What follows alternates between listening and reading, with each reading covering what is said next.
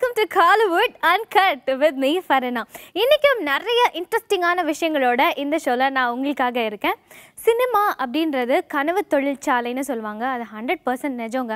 அந்த கனவை நிஜமாக்குறதுக்கு, அதாவது டிரெக்டரோட கனவை நிஜமாக்குறதுக்கு டிரெக்டரை சுற்றி இருக்கிற எல்லாருமே, technicians, cameraman, hero, heroine, back dancers வரைக்கும் எல்லாருமே ரொம்ப ரொம்ப உழைக்கிறாங்க அப்படின்னு தான் சொல்லணும். அவங்களுடைய உழைப்பை நீங்கள் நேரடியாக பார்க்கறதுக்காக தான் இந்த நிகழ்ச்சி உங்களுக்காகவே இருக்குது. நிகழ்ச்சிக்கு போகலாம்.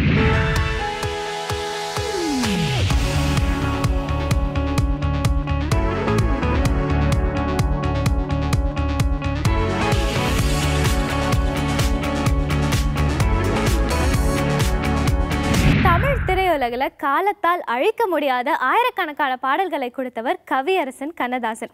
இப்போ வரைக்கும் நம்ம யூத்லாம் அவர் பாடல்களை கேட்காம இருந்திருக்கவே மாட்டோம். அவருடைய 88th பர்த்டே இப்போ ரீசெண்டாக செலிப்ரேட் பண்ணாங்க. அந்த பர்த்டே ஃபங்க்ஷனுக்கு நிறைய பேர் வந்திருந்தாங்க, நிறைய செலிபிரிட்டிஸ் நிறைய விஷயங்கள் பேசியிருந்தாங்க. அவங்க என்னென்ன பேசினாங்கன்னு பாருங்க. பரமசிவன் கழுத்தில் இருந்து பாம்பு கேட்டது, கருடா சௌக்கியமா, யாரும் இருக்கும் இடத்தில் இருந்து கொண்டால் எல்லாம் சௌக்கியமே, கருடன் சொன்னது அதில் அர்த்தம் உள்ளது.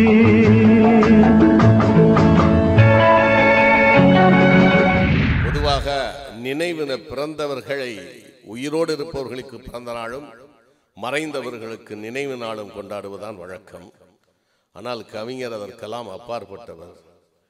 ஏனால் அவர் இன்றைக்கு பிறந்த நாள் கொண்டாடுவது, அவர் இருக்கிறார் நம்மளோடு. 24 மணி நேரத்தில் ஏதாவது ஒரு சிந்தனையில் எங்கேயாவது ஒரு இடத்திலே அவர் இல்லாமல் இருக்க மாட்டார்.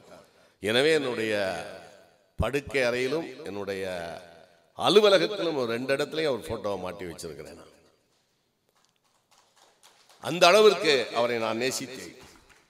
தெரிந்தே கெடுப்பது பகையாகும், தெரியாமல் கெடுப்பது உறவாகும். இதை புரிந்து கொள்வதற்கே எனக்கு 60 வயது ஆகியது.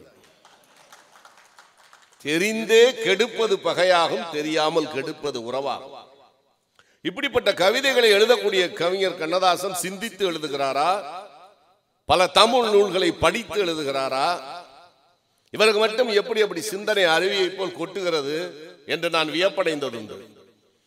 1964ஆம் ஆண்டு காரைக்குடி அழகப்பர் கலைக்கல்லூரியில் அவருடைய பேச்சை கேட்டு இருக்கிறேன். அவர்தான் அவர் திமுகவை விட்டு வெளிவந்த நேரம்.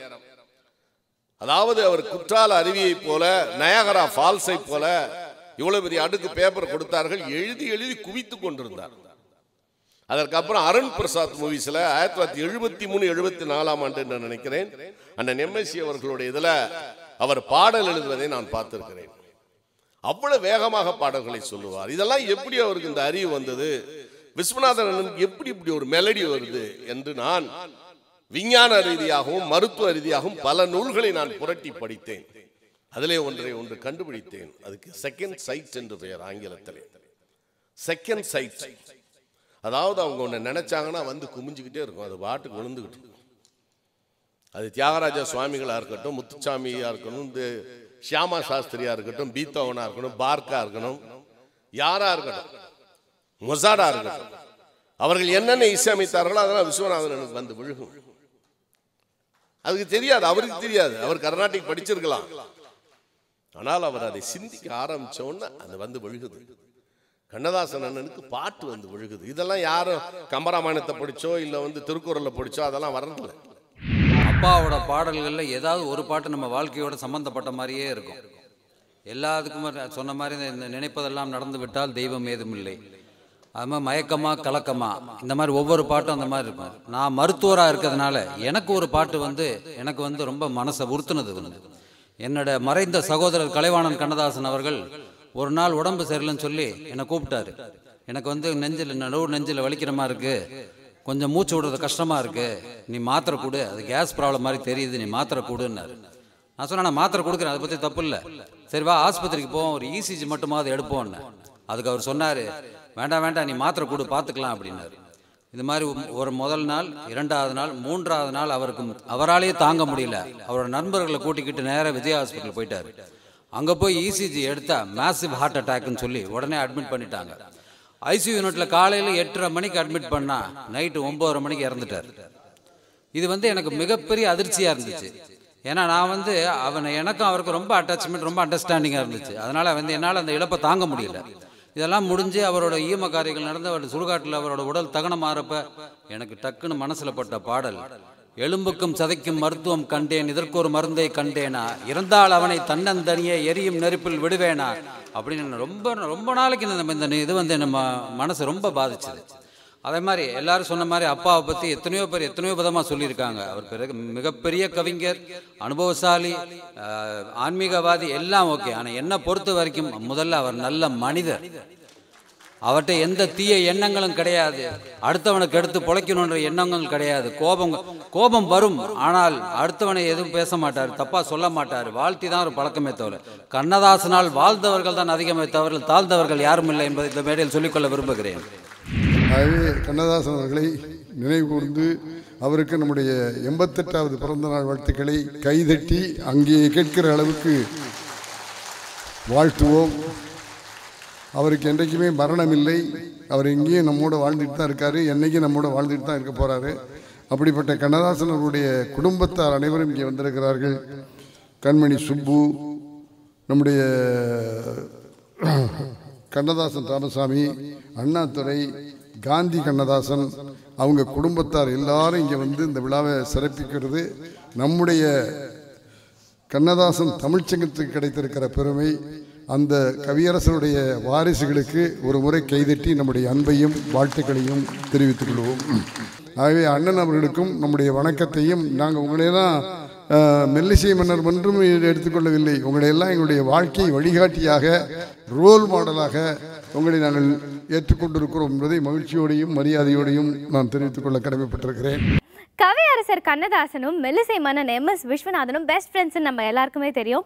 இவங்க ஃப்ரெண்ட்ஷிப்பில் ஒரு ஹைலைட்டான விஷயம் என்னென்னா, அவங்க 2 பேருக்குமே ஒரே நாளில் தாங்க பர்த்டே. அது மட்டும் இல்லாமல் இந்த பர்த்டே ஃபங்க்ஷனில் கண்ணதாசன் அவார்டை நம்ம டிரெக்டர் பாரதி ராஜாவுக்கு கொடுத்தாங்க. ஏன்னா அது மட்டும் இல்லாமல் இந்த ஃபங்க்ஷனுக்கு வந்து நிறைய செலிப்ரிட்டிஸ் கண்ணதாசன் கூட இருந்த பாஸ்ட் எக்ஸ்பீரியன்ஸை ஷேர் பண்ணிக்கிட்டாங்க. அவங்க என்னென்ன பேசினாங்கன்னு பாருங்கள். என்னை இங்கே அழைத்து இவ்வளவு கௌரவப்படுத்தியதற்கு மிகப்பெரிய நன்றியை நான் தான் சொல்றேன். அவரை வாழ்த்தி பேசுவதற்கு நம்ம தகுதி கிடையாது, ஆராதிக்கலாம்.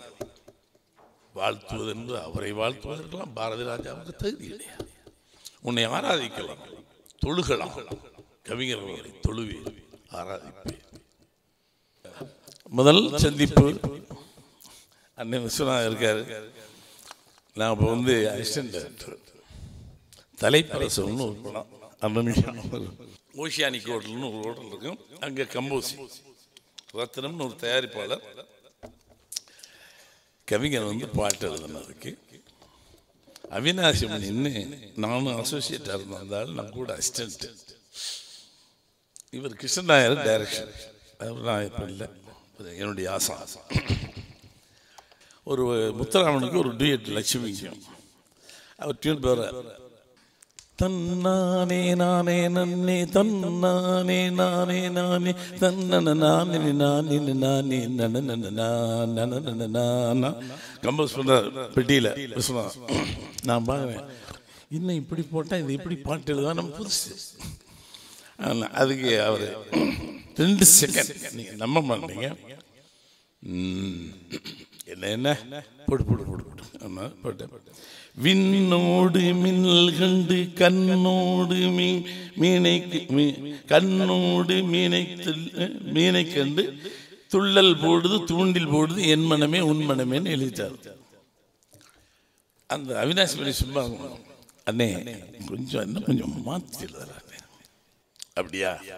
இன்னொன்று ஒரு 7 பல்லவி போட்டார்.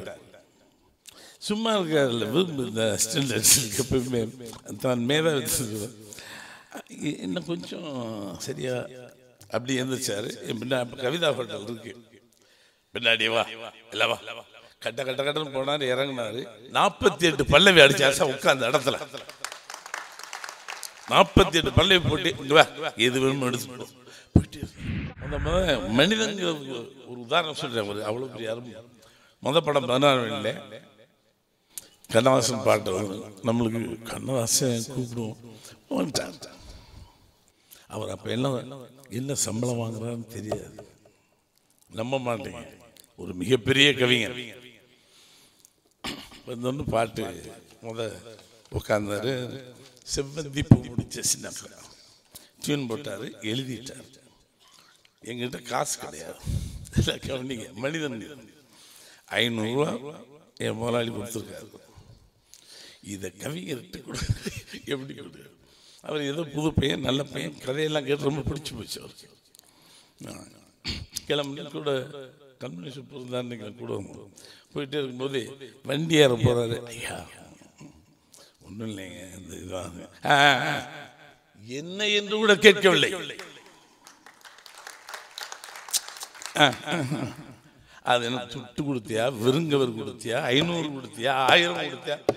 லேவாதேவி பேசக்கூடிய ஒரு மண்ணில் பிறந்த ஒரு கவிஞன், கணக்கு வழக்கு தெரியாமலே வளர்ந்த ஒரு பெரிய கவிஞன், இன்ன வரைக்கும் கணக்கு. அடுத்த அலைக்கு வர்றாரு. வந்துட்டு அப்பவும் இவர் வாங்குறது பெருந்தொகை. எப்ப நம்ப முடியாது. கவிதா ஹோட்டலில் கம்போசி ஆட்டுக்குட்டி முட்டி முனைதோசன் பேசினாங்களே, ஆட்டுக்குட்டி முட்டிட்டு அந்த சாங் கம்போசி இளையராஜா மட்டும் இதாக இருக்கான். இவர் வந்தார், உட்காந்தான், நாங்களாம் கீழே உட்காந்துருந்தோம். அந்த பாடல் பதிவாயிருச்சான்னு கேட்டார். ஆயிடுச்சு. இது 2ஆம். ஆமாம். நானே நானே தன்ன நானே